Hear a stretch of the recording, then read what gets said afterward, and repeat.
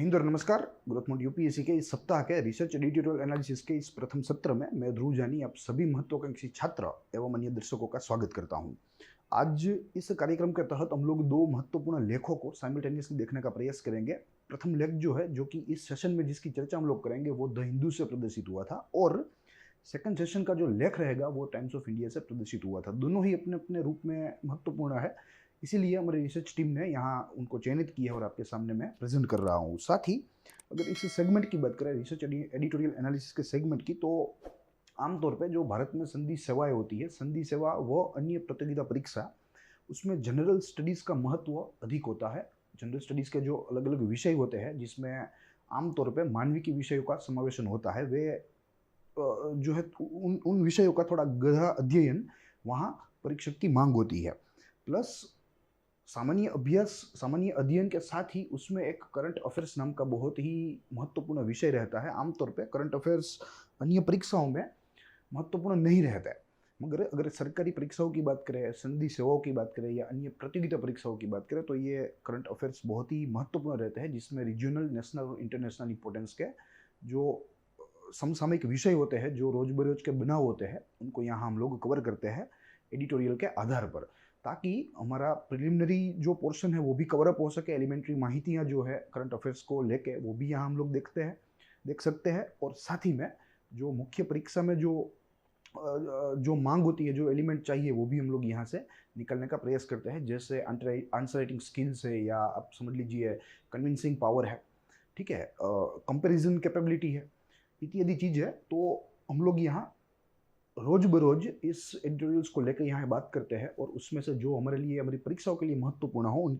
चीज़ों पर चर्चा करते हैं। आज की बात करें, स्पेसिफिकली इस सेशन की बात करें, तो जैसे मैंने आपको बताया, द हिंदू से यह लेख प्रदर्शित है। इसका टाइटल आपको दृश्यमान है, फ्यूचर फोर्स फॉर फ्यूचर वार, यानी कि भविष्य में किस तरह की हमें ताकत चाहिए भविष्य के युद्धों को लड़ने के लिए, उसका जिक्र यहाँ हुआ है। अनिल चायत के द्वारा यह लेख लिखा गया है, जो कि फॉर्मर जनरल कमांडिंग ऑफिसर थे भारतीय सेना में। और अगर on the other side cover की बात करें, तो आप देख सकते हैं एकदम डिजिटली कवर बनाया हुआ है, जिसमें इन द मिड भारत का फ्लैग है, और एक रोबोट खड़ा है। रोबोट के हाथ में आर्मर भी है और दूसरे हाथ में हथियार भी है। साथ ही में हमें ड्रोन भी दृश्यमान है। तो यही प्रकार की जो युद्ध श्रेणी है, वो हमें भविष्य में देखने को मिलने वाली है। भविष्य में जो ट्रेडिशनल वॉरफेयर था, वो धीरे धीरे खत्म हो गया है। ट्रेडिशनल वॉरफेयर तो क्या है कि पूरे पूरे पूरे विश्व को मालूम होता है कि यहाँ हमला हुआ है, यहाँ से मिसाइल आई है, यहाँ से हथियार है, इत्यादि इत्यादि इत्यादि। मगर जो नेक्स्ट जनरेशन वॉरफेयर है, वो दरअसल हमें कंफ्यूज करता है, हमें जानने के लिए जो है एक बाधा उत्पन्न करता है कि क्या दरअसल हम लोग शांतिपूर्ण समय में जीवन जी रहे हैं, या युद्ध ऑलरेडी चल रहा है। तो देखेंगे जैसे जैसे साइंस एंड तकनीकी का जो विकास हो रहा है, वो विकास अगर एक दृष्टि से देखें, अगर उसका एक पहलू देखें, तो वो बहुत ही रचनात्मक है। मगर उसी तरह अगर दूसरा पहलू देखें, तो वो बड़ा ही विनाशक है। तो यहाँ हम लोग उसकी बात करेंगे। साथ ही में यह लेखक ने इस लेख को आधार बनाया है प्रधानमंत्री की जो है रिसेंट स्पीच, जो उन्होंने केवड़िया कॉलोनी में दी थी, स्टैच्यू ऑफ यूनिटी के पास, जब टॉप कमांडर्स मीटिंग हो रही थी मिलिट्रीज की भारत में। तो उनको एड्रेस करते हुए हमारे प्रधानमंत्री जी ने कहा था कि हमारी सेना को, आज की बात करें तो आज भारतीय सेना बहुत ही कैपेबल है, बहुत ही ताकतवर है, शौर्य से भरपूर है, पराक्रम से भरपूर है, उसमें कोई चिंता नहीं है। मगर यहाँ नरेंद्र मोदी ने आर्मी की प्रशंसा करते हुए ये भी कहा कि ये आर्मी के सामने बहुत ही बड़ी चुनौती है, क्योंकि नेक्स्ट जनरेशन जो वॉरफेयर है, उनके लिए अभी हम लोग तैयार नहीं है, हमारे पास इंफ्रास्ट्रक्चर भी नहीं है, और साथ ही में ह्यूमन रिसोर्स भी नहीं है। तो उसको तैयार करने की जो चेतावनी है, वो नरेंद्र मोदी ने टॉप कमांडर्स को, भारतीय सेना के टॉप कमांडर्स को दी है। तो उनका आधार लेके अनिल चायत नाम के लेखक ने यहाँ पूरा लेख जो है हमारे सामने रखा है। लेख अद्भुत है, अच्छा है। साथ ही में विश्व में कौन कौन से देश यह नीति की तैयारी कर रहे हैं, या आप समझ लीजिए कि फ्यूचर वॉर्स की तैयारी कर रहे हैं, उसके बारे में भी यहाँ थोड़ा जिक्र उन्होंने किया है। तो देखेंगे, चर्चा की शुरुआत इस लेख की तस्वीर से करेंगे। तो हिंदू में छपा है, और जैसे मैं आपको कहा, अनिल चायत नामक, जो कि एक फॉर्मर जनरल कमांडिंग ऑफिसर रहे भारतीय सेना में। जनरल कमांडिंग ऑफिसर रहना वो अपने आप में बहुत ही अच्छी बात है, वो अपने आप में बहुत ही अच्छी उपलब्धि है, ठीक है। तो वे भरपूर जानते हैं वारफेयर के बारे में, भारत के जो दुश्मन है, फर्स्ट टायर प्रथम कक्षा के दुश्मन है, उनके बारे में भी जानते हैं। और ये सारी बातें उन्होंने उसी संदर्भ में लिखी है कि भारत को अब आगे कैसे बढ़ना चाहिए, जिसमें से हमने कुछ तत्व जो महत्वपूर्ण है वो हमने एक्सट्रैक्ट किए हैं ताकि आपके सामने रखे जाए। प्लस अगर स्पेसिफिकली बात करें तो सनदी सेवाओं में जीएस पेपर 3 सिक्योरिटी के साथ जुड़ा यह लेख है। वैसे तो जैसे मैंने आपको बताया कि करंट अफेयर सारी प्रतियोगिता परीक्षाओं के लिए महत्वपूर्ण होता है एवं सनदी सेवाओं के लिए भी महत्वपूर्ण होता है, मगर हम लोग यहाँ इस सेशन के ऊपर यूपीएससी को मेनली फोकस करते हैं, तो उसके सब्जेक्ट के साथ ही लिंक करेंगे, वरना अन्य कोई भी प्रतियोगिता परीक्षा हो उसके साथ यह आज का विषय लिंक हो सकता है। तो संधि सेवाओं की जो बात करें तो जिसमें मैंने आपको बताया जीएस पेपर 3 में जो सिक्योरिटी का खंड है उसके साथ संबंधी है। ठीक है, प्रत्यक्ष रूप से, अगर परोक्ष रूप से देखें तो पॉलिटी एंड गवर्नेंस के साथ भी संबंधी है, साइंस एंड टेक्नोलॉजी के साथ भी संबंधी है, मगर परोक्ष रूप से अगर बात करें तो जीएस पेपर 3 के सिक्योरिटी के पोर्शन के साथ यह आज का लेख जुड़ा हुआ है। और मुझे लगता है कि यह लेख का अध्ययन हमें हमारी परीक्षाओं में, हमारी परीक्षा तैयारियों के लिए मददरूप साबित हो सकता है। आमतौर पे यह हमारा एजेंडा रहता है एडिटोरियल रिसर्च, एडिटोरियल एनालिसिस का, जिसमें हम लोग सर्वप्रथम निष्कर्ष की बात करते हैं, निष्कर्ष के बाद लेख की महत्वपूर्ण बातें देखते हैं, जिसे हाईलाइट ऑफ द आर्टिकल भी कह सकते हैं, और साथ ही में जो कोई संशोधित तत्व है वो हम लोग इनपुट के रूप में यहाँ देने का प्रयास करते हैं अगर ज़रूरी हो तो। मगर आज का जो लेख है वो मात्र और मात्र महत्वपूर्ण बातों तक ही हम लोग सीमित रखेंगे, क्योंकि यहाँ बातें ही कुछ ऐसी संशोधात्मक कही गई है कि अपने आप में वो एक रिसर्च है। तो यहाँ सबसे प्रथम लेख के निष्कर्ष की बात करेंगे, साथ ही में उसमें से जो हमने तत्व निकाले हैं यह लेख में से वो तत्वों की भी बात करेंगे। तो शुरू करेंगे लेख के निष्कर्ष से। जैसे मैं आपको बताया कि लेख ने आधार प्रधानमंत्री नरेंद्र मोदी जी के इस हाल ही में जो उन्होंने एक स्पीच दी उनको लिया है। आधार पीएम मोदी के द्वारा वक्तव्य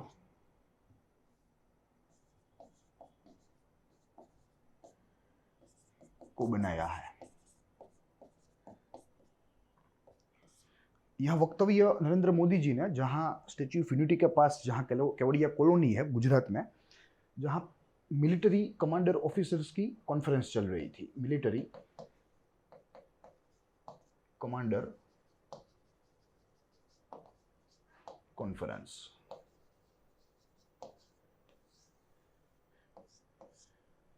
इसी कॉन्फ्रेंस में जब नरेंद्र मोदी चीफ गेस्ट के रूप में हाजिर हुए तब उन्होंने यहाँ एड्रेस दिया था, तब उन्होंने यहाँ स्पीच दी थी। उसमें से कुछ तत्वों को यहाँ लेखक ने आधार बनाया है। प्लस अगर मिलिट्री कमांडर कॉन्फ्रेंस की बात करें तो ये प्रतिवर्ष होने वाली कॉन्फ्रेंस है जिसमें तीनों पंख के जो बड़े बड़े अफसर होते हैं वे साथ में मिलते हैं और चर्चा करते हैं, चर्चा विचारणा करते हैं कि आगे की राह कैसी होगी, क्या हमारे लिए आगे की राह चुनौतीपूर्ण होगी, क्या आसान होगी, अगर चुनौतीपूर्ण होगी तो कौन कौन सी चुनौतियाँ होंगी उनको भी आइडेंटिफाई करते हैं और उनके समाधान की भी यहाँ बात होती है। तो एक रूप से बहुत ही इम्पोर्टेंट यह मिलिट्री कमांडर कॉन्फ्रेंस है जो कि इस बार गुजरात में जो है आयोजित हुई थी। प्लस अगर आगे देखें तो यहाँ पीएम मोदी ने जिक्र किया है फ्यूचर जनरेशन वॉर का, जो कि एक अपने आप में बहुत ही अहम मुद्दा है, महत्वपूर्ण मुद्दा है। मात्र परीक्षा दृष्टि से ही महत्वपूर्ण मुद्दा नहीं है, मगर एक देश के रूप में भी, भारत के लिए भी, पूरे भारत के लिए, प्लस भारत की सेना के लिए, अलग अलग तीनों पंखों के अफसरों के लिए भी यह बहुत ही बड़ा मुद्दा है। क्योंकि हमें मालूम है कि आमतौर पे अब धीरे धीरे ट्रेडिशनल वॉर जो है उसका प्रभाव कम हो रहा है। एक देश दूसरे देश के साथ ट्रेडिशनल वॉर की बजाय नेक्स्ट जनरेशन वॉर करना चाहता है, क्योंकि इसके अपने अपने फायदे हैं। ठीक है, वॉर शुरू हो गई है और देश को मालूम ही नहीं पड़ता, जिस देश के ऊपर आक्रमण होता है उस देश को ही मालूम नहीं होता कि हम लोग यह युद्ध के मध्य में खड़े हैं। ठीक है, तो ऐसी अपनी अपनी उनकी खूबियां हैं। यह फोर्थ जनरेशन या नेक्स्ट जनरेशन वॉर की, जो कोई भी आप कह सकते हैं, इसे फोर्थ जनरेशन वॉर भी कहा जाता है, नेक्स्ट जनरेशन वॉर भी कहा जाता है, इसे हाइब्रिड वॉर भी कहा जाता है, कई सारे नाम है जिसका जिक्र हम लोग आगे करेंगे। मगर यहाँ समझना ये है कि कोई भी देश के लिए अब ये जो है बहुत ही महत्वपूर्ण मुद्दा बन गया है कि नेक्स्ट जनरेशन वॉर के लिए वो प्रिपेयर रहे। और अगर भारत की बात करें, भारत के संदर्भ में, तो भारत ऐसे हॉस्टाइल नेशनों का पड़ोसी है जो कि झगड़ाखोर माने जाते हैं, जो जन्मजात हरामी है उनका पड़ोसी है आज भारत। तो कहने का तात्पर्य यह है कि भारत के ऊपर इसकी जो है भारत के लिए इसकी महत्वता अनेक गुना बढ़ जाती है। प्लस यहाँ ये भी एक बात है, आज CBRN वॉर का युग है। CBRN वॉर्स बहुत ही महत्वपूर्ण मुद्दा है, जिसमें प्रत्येक अल्फाबेट के लिए जो है एक युद्ध नीति की बात की जाती है, जिसमें C stands for chemical, B stands for biological, R stands for radio active and N stands for nuclear.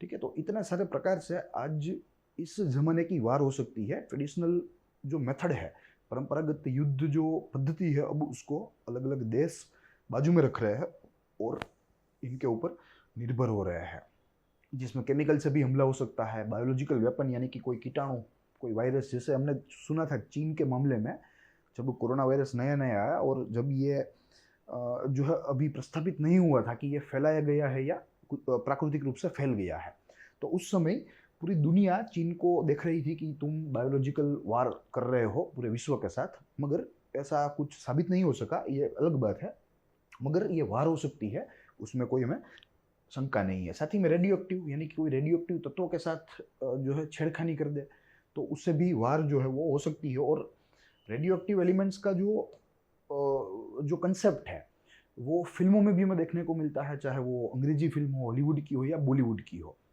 सारी फिल्मों में ये रेडियो एक्टिव वार्स का या रेडियो एक्टिव वारफेयर का जिक्र यहाँ कई बार हुआ है, कई फिल्मों में भी हुआ है।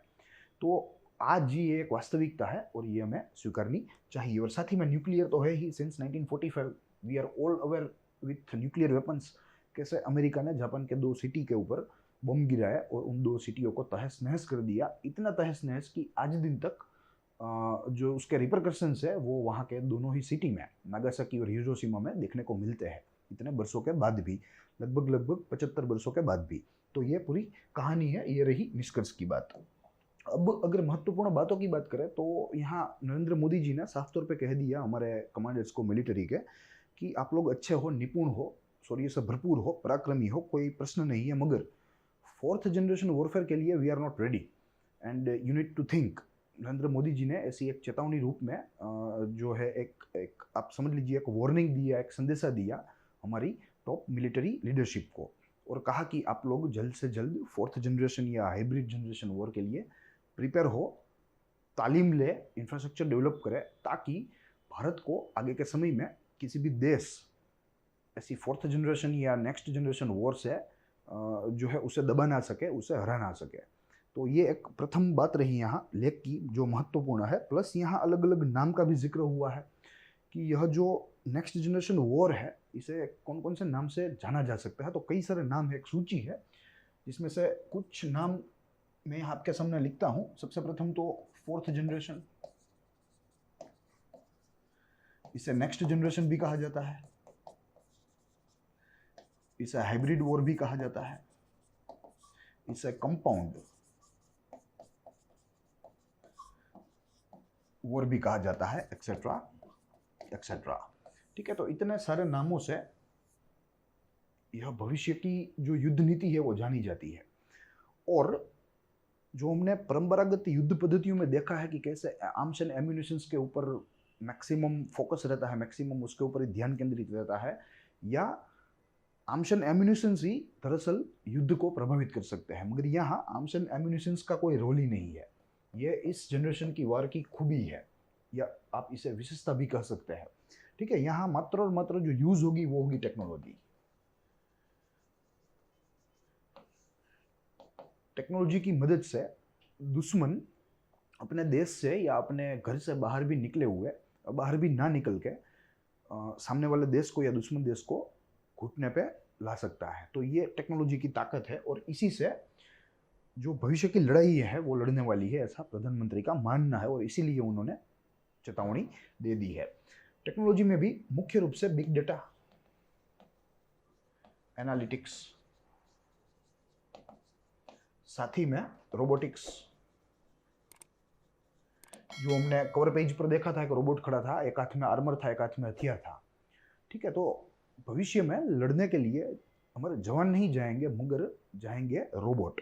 तो हमारे पास ये रोबोट भी होने चाहिए, ये रोबोट बनाने की टेक्नोलॉजी भी होनी चाहिए, बनाने के लिए इंफ्रास्ट्रक्चर भी होना चाहिए। साथ ही आर्टिफिशियल इंटेलिजेंस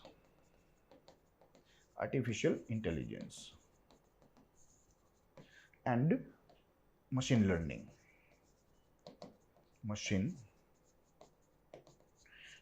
ठीक है। तो ये सारी चीजें हैं जो कि हथियार के रूप में, कि भविष्य का जो नया रूप है यह युद्ध का, उसमें उपयोग हो सकती है। आर्म्स एंड एम्यूनिशंस का यहाँ अब कोई काम नहीं रहेगा, ठीक है। तो हमारी सेनाओं को इसके लिए अब तैयार होना है, इसके लिए इंफ्रास्ट्रक्चर भी डेवलप करना है, इसके लिए हमें ह्यूमन रिसोर्स को भी डेवलप करना है, और साथ ही में ये जो टेक्नोलॉजीज है वो भी हमें डेवलप करनी है, ताकि हम लोग किसी भी देश को इस क्षेत्र में हरा सके। प्लस चाइना, आज हमें मालूम है कि चाइना के हैकर्स पूरे विश्व में प्रसिद्ध है, चाइना के हैकर्स पूरे विश्व में, ठीक है। तो यही सारी चीजें हैं जो कि हमें ऐसे साइबर हमले से भी बचा सकती है, क्योंकि यहाँ साइबर हमला भी एक प्रकार का वार है, एक प्रकार का युद्ध है। अगर चीन आज हमारे जो हमारे गवर्नमेंट पोर्टल्स है या हमारी बैंकिंग सिस्टम है, अगर उसके ऊपर हमला करे तो एक प्रकार का युद्ध ही माना जाएगा। भले ही वो परंपरागत नहीं है, भले ही वो नई पीढ़ी का है, मगर एक प्रकार का युद्ध है, तो इसे युद्ध ही माना जाएगा। साथ ही में यहाँ ये भी कहा गया है हमारे प्रधानमंत्री के द्वारा कि पहले क्या होता था कि अगर युद्ध शुरू होने वाला है या युद्ध चल रहा है तो किसी भी राष्ट्र के एक एक नागरिक को, इंक्लूडिंग बच्चे को भी मालूम पड़ता कि यहाँ युद्ध होने वाला है, यहाँ पाकिस्तान के प्लेन गए, यहाँ चीन के प्लेन गए, इत्यादि इत्यादि। मगर अब नरेंद्र मोदी ने कहा कि अब किसी भी देश को मालूम भी नहीं पड़ेगा कि उनके ऊपर हमला हो रहा है, ये हमला निरंतर चल रहा है और ये हमला उनको दुर्बल बना रहा है। तो ये सारी अत्याधुनिक टेक्नोलॉजी की बात है। अत्याधुनिक टेक्नोलॉजी की वजह से ही यह वार का जो प्रकार है या वार का स्वभाव है वो इतना बड़े पैमाने पर चेंज हो रहा है, जितना हमने पिछले कुछ सदियों में नहीं देखा है। जितना चेंज हमने कुछ सदियों में नहीं देखा है, इतना चेंज यहाँ मात्र और मात्र टेक्नोलॉजी के बल पर हो रहा है। और इसीलिए शायद डीआरडीओ का जो सूत्र है कि ज्ञानस्य बलम विज्ञानम, कि जो ज्ञान का जो मूल है या ज्ञान का जो बल है वो अपने आप में विज्ञान है, तो यही बात है। और यही यहाँ सुनिश्चित करता है कि आज की जो टेक्नोलॉजी है, अगर उसका अच्छा प्रयोग करें तो वो रचनात्मक है, मगर अगर उसका दुरुपयोग होगा तो वो इतनी ही विनाशक है जितनी हम सोच भी नहीं सकते। प्लस यहाँ लेखक ने यह भी कहा कि ऐसा नहीं है कि भारत पायोनियर करेगा। अगर नरेंद्र मोदी जी की बात को हमारे मिलिट्री अफसर्स ने सीरियसली ले ली, इनफैक्ट ले ही रहे हैं और इनके ऊपर हम काम भी कर रहे हैं। हालांकि वो चीज़ें आमतौर पर सार्वजनिक नहीं की जाती, क्योंकि ये एक राष्ट्र के जो है राष्ट्र के सामने खतरा खड़ा हो सकता है। मगर अगर ये जो ब्लूप्रिंट हमने नरेंद्र मोदी ने दी है, अगर वो ये ब्लूप्रिंट पे हम लोग चल रहे हैं या चलेंगे, तो भारत पहला राष्ट्र नहीं होगा। पहले कई सारे पश्चिम राष्ट्रों ने, पश्चिम समृद्ध राष्ट्रों ने इसके ऊपर अपनी नीतियां बना ली है, including United states. United states ने 2014 में, एक हमारे पास रिपोर्ट है, उसके मुताबिक यूनाइटेड स्टेट्स ने 2014 में फ्यूचर वॉर की पॉलिसी बना ली थी। और उस रिपोर्ट का नाम है, अगर मैं आपको उसका नाम दूं तो नाम कुछ ऐसा है कि थर्ड ऑफसेट स्ट्रेटेजी, ठीक है। थर्ड ऑफसेट स्ट्रेटेजी इसका नाम है, थर्ड ऑफसेट स्ट्रेटेजी। 2014 में यूनाइटेड नेशंस ने लागू कर दी है। और जैसे हमें मालूम है कि United states, I am sorry, पूरे विश्व से आगे है, विकास में भी आगे है, आर्थिक रूप से भी आगे है। तो इन लोगों को मालूम पड़ गया कि भाई भविष्य जो है वो परंपरागत युद्ध से नहीं चलने वाला, मगर नई जनरेशन, नई पीढ़ी के युद्ध से चलने वाला है। तो इसीलिए 2014 में ही उन्होंने अपने पूरे राष्ट्र के लिए एक अच्छी पॉलिसी बनाई। और इस पॉलिसी के तहत जो मुद्दे हमने देखे, ये सारे मुद्दों को पावरफुल बनाने की बात की। ये सारे मुद्दों को पहले तो फंड दिया, फिर उसके बाद ह्यूमन कैपिटल दिया, और इस क्षेत्रों में, सारे क्षेत्रों में पूरे देश को सबल बनाने की बात है, ठीक है। यह थर्ड ऑफसेट पॉलिसी में, जिसमें मशीन लर्निंग से लेके रोबोटिक्स, आर्टिफिशियल इंटेलिजेंस तक सभी क्षेत्रों में यूएस जो है वो अच्छी से अच्छी टेक्नोलॉजी जो है बनाएगा या उत्पन्न करेगा, जिसे कटिंग एज टेक्नोलॉजी भी कहा जाता है या हाई एंड टेक्नोलॉजी भी कहा जाता है। तो ये पूरी बात है। साथ ही में यूरोपियन राष्ट्रों को देखें तो यूरोपियन राष्ट्रों में भी फोर्थ जनरेशन या नेक्स्ट जनरेशन युद्ध के लिए नीतियां बन रही है और लागू भी धीरे धीरे हो रही है। तो भारत अगर ऐसी कोई नीति को लागू करेगा तो वो भारत पहला राज्य नहीं होगा। संभवतः एशिया में पहले राज्य हम लोग हो सकते हैं अगर चीन के पहले हमने ये नीति ला दी, ये नीति को अमल में रख दिया तो। मगर विश्व की बात करें तो भारत काफ़ी पीछे है। कई सारे पश्चिमी देश, समृद्ध देश जो कि ये बात समझते हैं, कई वर्षों से समझ रहे हैं और उन्होंने यह पूरी जो है यह पूरे मुद्दे के ऊपर अपना काम भी शुरू कर दिया, अपनी नीतियां भी लाकर रख दी है। तो ये पूरी बात है। साथ ही में अगर भारत के संदर्भ में बात करें ऐसे नीति निर्माण की, तो भारत एक लोकतांत्रिक देश है, विश्व का सबसे बड़ा लोकतंत्र है। तो यहाँ कुछ समय लग सकता है ऐसी नीतियों को लाने के लिए, ऐसी नीतियों को फ्रेम करने के लिए, उनको इम्प्लीमेंट करने के लिए। मगर यहाँ लेखक ने बहुत ही अच्छी तरीके से एडवोकेट किया है कि भले ही हमें थोड़ा समय लगे मगर उस नीति पर काम जो है वो हमें आज ही शुरू करना होगा, तब जाके कुछ वर्षों के बाद हम लोग यह नीति में निपुण हो पाएंगे, यह नीति को अच्छी तरीके से अमली बना पाएंगे। और साथ ही में अगर भविष्य में ना हो ऐसी कोई युद्ध, ऐसा लेखक ने जो है ऐसी इच्छा व्यक्त की है, मगर अगर युद्ध हो तो भारत जो है वो सारे जो एनिमी राष्ट्र है उनके ऊपर प्रभुत्व हासिल कर सकता है। तो ये आज की बात रही। आज के इस लेख में हमने कई सारी नई चीज़ें देखी, जो नई पीढ़ी की युद्ध शैली है उनके बारे में देखा, और देखा कि कैसे ये परंपरागत युद्ध शैली से भिन्न है। परंपरागत युद्ध शैली में जो अति महत्वपूर्ण चीज़ है वो नई पीढ़ी की युद्ध में कहीं काम ही नहीं आ रही है, वो फिजूल है।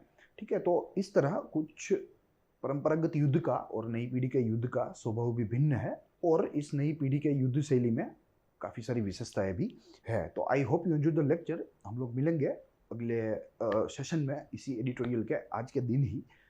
तब तक के लिए देखते रहिए ग्रोथ माउंट यूपीएससी। स्वस्थ रहिए, खुश रहिए।